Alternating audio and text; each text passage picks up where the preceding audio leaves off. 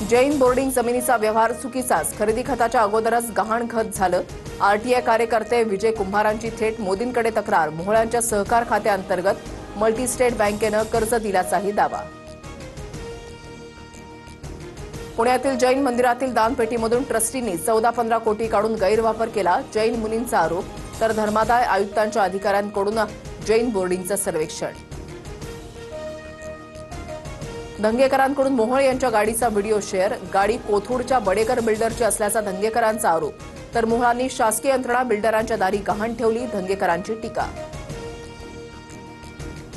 पुणेकरांना अभिमान वाटला पाहिजे की महापौर स्वतःची गाडी वापरतात. धंगेकरांचा बोगस कार्यक्रम सुरू. धंगेकरांनी आरोपांबाबतचे पुरावे दाखवावे. मोहोळांचा धंगेकरांवर पलटवार. आदित्य ठाकरे 27 तारखेला मतचोरीबाबतचे पुरावे देणार. 1 नोव्हेंबरला मविया आणि मनसेचा संयुक्त मोर्चा. मोर्चाबाबत राज ठाकरे आणि उद्धव ठाकरेंमध्ये चर्चा. संजय राऊतांची माहिती. महाराष्ट्र प्रदेश काँग्रेस उद्या मतचोरीबाबत चित्रपट दाखवणार. चित्रपटानंतर चर्चासत्र. काँग्रेसचे प्रदेशाध्यक्ष हर्षवर्धन सपकाळ कार्यक्रमाला उपस्थित राहणार. बंगळुरूमध्ये 80 रुपये देऊन मतदारांची नावं हटवली. कथित मतचोरी प्रकरणी नेमलेल्या एसआयटी तपासामध्ये निष्पन्न. 6 जणांवर संशय व्यक्त.